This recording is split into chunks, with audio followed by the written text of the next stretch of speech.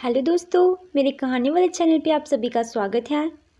तो दोस्तों, अगर आप मेरे चैनल पर नए हैं तो प्लीज़ मेरे चैनल को सब्सक्राइब कर लीजिए। तो अब हम कहानी पढ़ना शुरू करते हैं। मायका। बिना माँ के मायके में लड़की की इज्जत। सरला की माँ की मृत्यु को लगभग 1 साल हो गया था और अपनी माँ की मृत्यु के बाद सरला को अपने मायके आने का ज़्यादा समय ही नहीं मिला। जब सरला की माँ जिंदा थी तो वह अपनी बेटी को किसी न किसी बहाने से अपनी बेटी को मायके बुला ही लेती।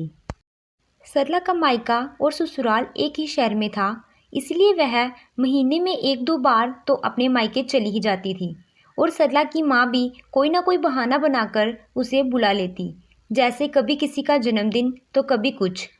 और कोई भी छोटा सा प्रोग्राम हो, उसकी माँ उसे बच्चे और पति के साथ ज़रूर बुलाती थी। सरला जब भी अपने मायके आती तो भाभी साथ रसोई में हाथ जरूर बिताती।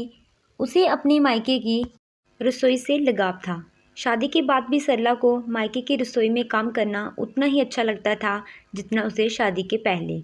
जब तक सरला की माँ जिंदा थी तब तक सरला अपने हक के साथ अपने मायके जाती, पर माँ के गुजरने के बाद जैसे सरला का अपने मायके से नाता ही टूट गया था। 1 साल में कितना कुछ बदल चुका था। सरला की बेटी रचना की भी शादी हो चुकी थी और साथ ही साथ सरला की भाभी की बेटी रितु की शादी पिछले महीने ही हुई। उस शादी में सरला सिर्फ 2 दिन के लिए ही अपने मायके रहने गई। 2 दिन के बाद वह अपने मायके से वापस आ गई। सरला को अब अपने मायके में पहले जैसा अपनापन नहीं लगता था। एक दिन की बात है, सरला को भाभी का फ़ोन आया और उन्होंने सरला को कहा, दीदी 5 दिन के बाद रक्षाबंधन का त्यौहार है, तुम ज़रूर आना। और दीदी, मैंने आपकी बेटी रचना को भी जमाई जी के साथ घर बुलाया है। भाभी, यह तो आपने बहुत ही अच्छा किया। सरला की भाभी सरला को यह भी बताती है कि मैंने अपनी बेटी रितु और दामाद जी को भी बुलाया है।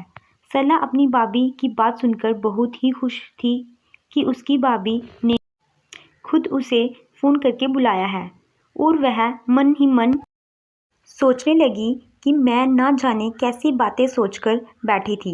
मेरी भाभी तो कितनी अच्छी है, उन्होंने ना सिर्फ मुझे बल्कि मेरी बेटी दामाद को भी रक्षाबंधन वाले दिन अपने घर बुलाया है। रक्षाबंधन के एक दिन पहले सरला ने अपनी बेटी को फ़ोन करके अपने घर बुला लिया ताकि वह अगले दिन सब मिलकर भैया भाभी के घर जा पाएँ।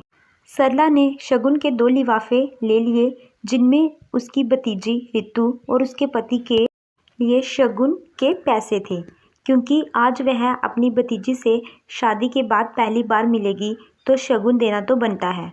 रक्षाबंधन के दिन सरला अपने पति और बेटी दामाद के साथ अपने मायके पहुंच गई।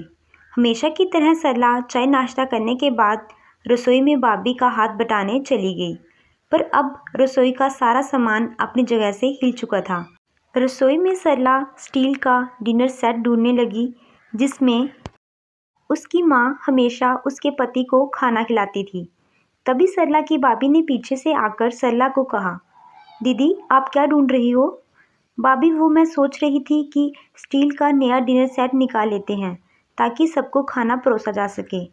तभी उसकी भाभी बोली, नहीं दीदी, डिनर सेट की क्या ज़रूरत है, वो तो मैंने स्टोर रूम में रखवा दिया और किचन में बहुत से बेफालतू बर्तन थे, मैंने सारे वहाँ पर रखवा दिए। और दीदी, खाना खाने के लिए मैंने बाज़ार से डिस्पोजल के प्लेट और गिलास मंगवा लिए हैं ताकि खाना खाने के बाद बर्तन साफ़ ना करने पड़े। सरला मन में ही सोचती, पहली बार मेरा दामाद इस घर में आया, भाभी उसे महंगे बर्तनों में नहीं तो कम से कम स्टील के बर्तन में तो खिला ही सकती थी। खाने में भी कुछ ज़्यादा नहीं बना था, बस 2 सब्जी और पूड़ियाँ।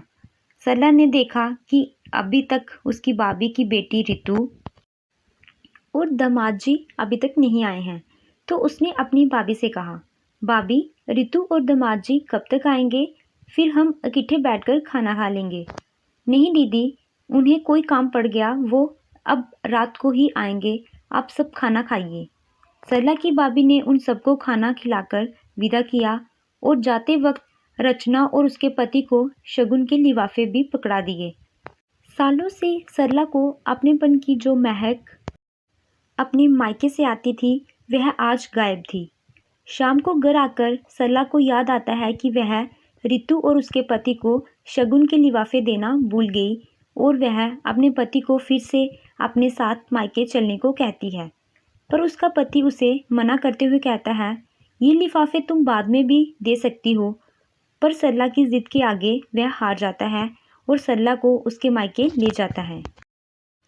जब सरला अपने मायके पहुंचती है तो अंदर से जोरों जोर से हंसने की आवाज़ आ रही थी। लगता है रितु और दामाद जी आ गए हैं। सरला ड्राइंग रूम से होती हुई रसोई के सामने से अपने भाभी के कमरे की ओर जाने लगी कि तभी उसकी झलक रसोई में रखे हुए बर्तनों पर पड़ी। सरला ने रसोई में जाकर देखा तो चांदी का डिनर सेट जिसमें खाना सजाया हुआ था और खाने में भी बहुत सारी चीज़ें थी। सरला ने जब ये सब देखा तो उसे बड़ी हैरानी हुई कि भाभी ने हमारे साथ इतना भेदभाव क्यों किया। उतनी देर में सरला की भाभी भी रसोई में आती है और सरला को देख चौंक जाती है। अरे दीदी, आप यहाँ? भाभी सारी बात समझ चुकी थी और कहने लगी, अरे दीदी, यह चांदी का सेट शाम को ही रिसीव हुआ। अगर थोड़ी देर पहले आता तो आप सभी को भी मैं इसमें ही खाना परोसती। तभी वहाँ पर रितु और उसका पति आते हैं।